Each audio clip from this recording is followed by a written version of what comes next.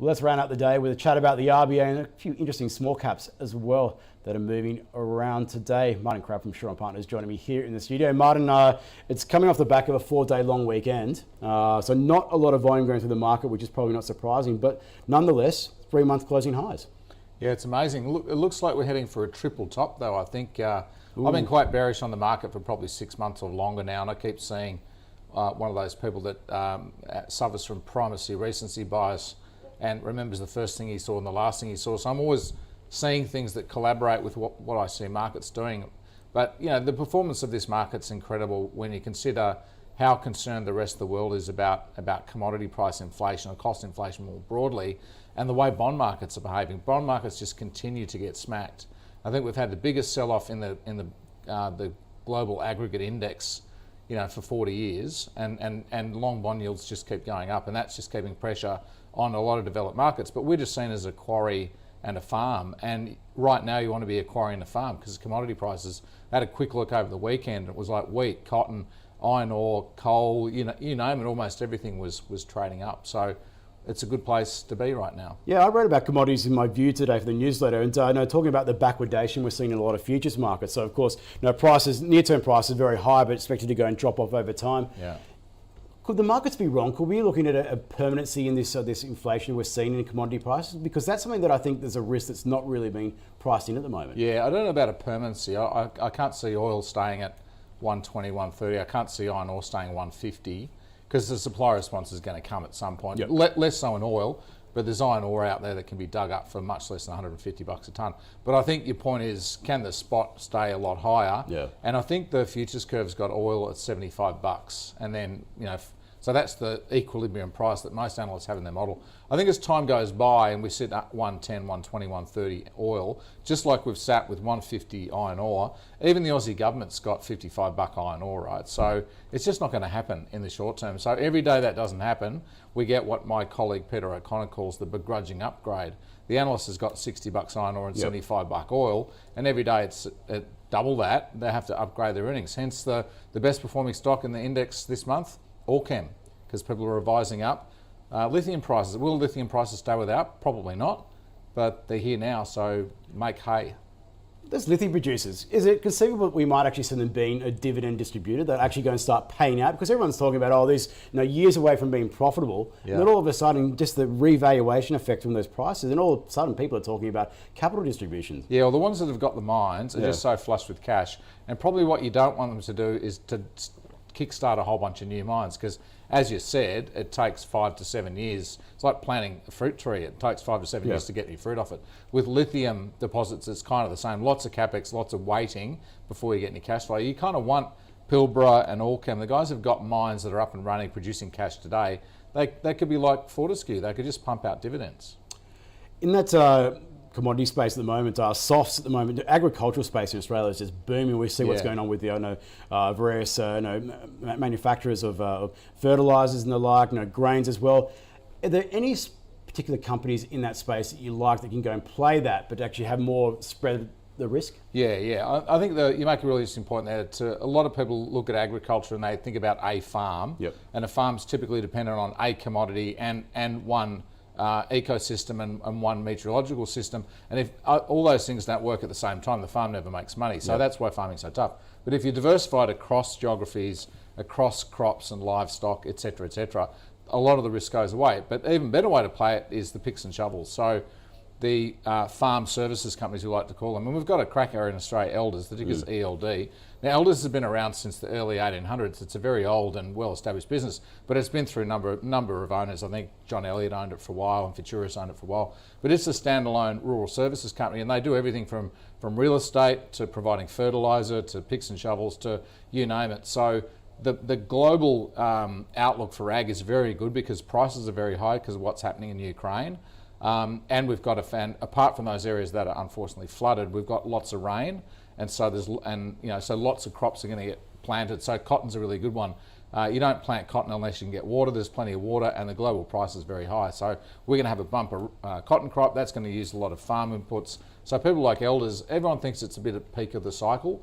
We think it's got further run. I think we've got a $16.50 price target on Elders. So we think if you don't own any ag in your portfolio and you're looking for some diversification, it's not a bad one to look at, Scuddy. Okay, ELD is the ticker code there. Look, getting to some of the other stock-specific moves that we've seen today, Syrah Resources. How's your knowledge of graphite? Because I don't know a lot about it. I have interviewed Syrah a few times on the program, but it's shot up like a rocket today, on the back of some news about potentially something involving the US government. Yeah, I had to become a little bit of a mini expert in graphite because I was head of research in Shaw & Partners, and we were covering the stock, and I think it was one of the first companies to really discover a world-class deposit in Balama in Africa, and so we all had to look at our different grades and battery grade and all this sort of stuff. But Syrah's always had a great deposit.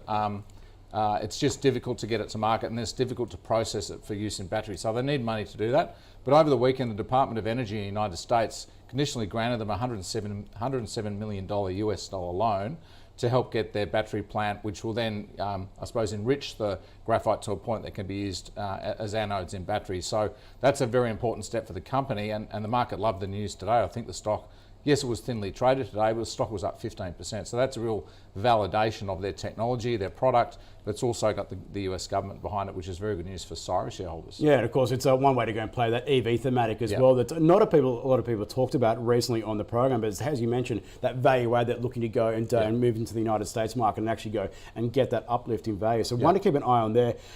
Elsewhere today, Praemium. Now we're seeing a whole bunch of quarterly data and big inflows. Again, now it's been very busy on the acquisition front. Made that acquisition of Class late last year. All things what you're looking at the moment, how is it screening? Because the share price reaction today, really strong. Yeah, I think it might have been Hub that bought Class, but they came out with their result today. Hub came out with their flows.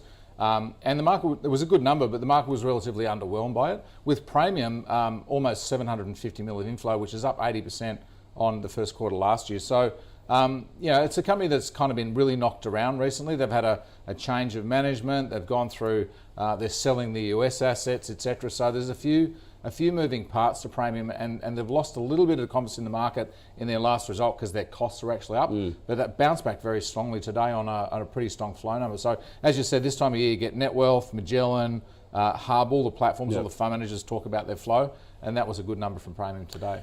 On those platforms side of the equation, we're seeing lots of amalgamation at the moment, lots of battle for that bank share that used to be there. Who's winning the battle at the moment? Who's the preferred player that you want to go and be in at this point? Amongst the banks, it's definitely NAB amongst the big guys. APRA, the Australian Prudential Regulatory Authority, produce regular statistics on the banking sector, and you can look through those and see who's winning market share and who's not winning market share. I mean, ANZ infamously had problems processing the volume of mortgages last year, so they really backed away from the market because they couldn't handle the volume. That left a gap, and it's basically been NAB and to a lesser extent Westpac that have stepped into that. So interestingly, Commonwealth Bank, even though they've probably not got the best prices in the market, are still holding up quite well. But I think NAB's of the challengers, if you like. I think they're the one that we prefer. We're underweight the sector though, Scuddy. We think it's better value elsewhere, but if you have to be there, NAB's probably the one to be in. Yeah, I want to go and ask because talking about this net interest margin, RBA board minutes today. Now everyone's expecting that there's going to be a lift off now. Whether it starts in May or potentially June or even later is probably a little bit irrelevant. But what you can see at the moment, what sort of level do you expect the cash rates likely to get to in this cycle? Yeah, it's I think the market's way too pessimistic on where the cash rate goes, and we've seen that with the movements in the past probably 10 days or so, where the long end of the cash rate, if I can use that, so we're looking out to either middle or the latter part of next year, was going over 3.5%, and you kind of go, with the amount of debt that's out there, and a lot of first home buyers have borrowed up to the gills, and even if ScoMo gets in and they have their deposit guaranteed, there's still a lot of debt out there, and can people really handle it going that far, that fast? So I would have thought, I mean, UBS, who we follow closely, say 1.25, and then they'll pause, and they probably won't move again after that. I think that's probably a little bit optimistic. I think a 2 handle is where they'll get, but I think they'll get there slowly, because I think they want to, because there's a massive lag between when rates move and when behaviour changes.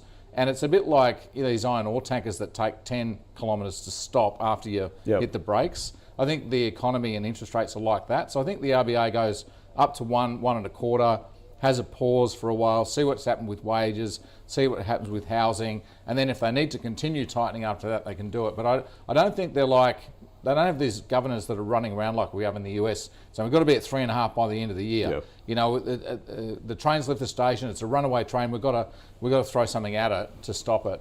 We haven't got people in Australia thinking like that, thank heavens, because that would be a disaster for our market. Yeah, no Jimmy Bullard calling for No 75 basis points a hike. So when it comes to RBA, if we were to go and say lift off in a normal circumstance, if we didn't have the election next month, all the information that you've looked at the moment, does it justify keeping the cash rate at its current level?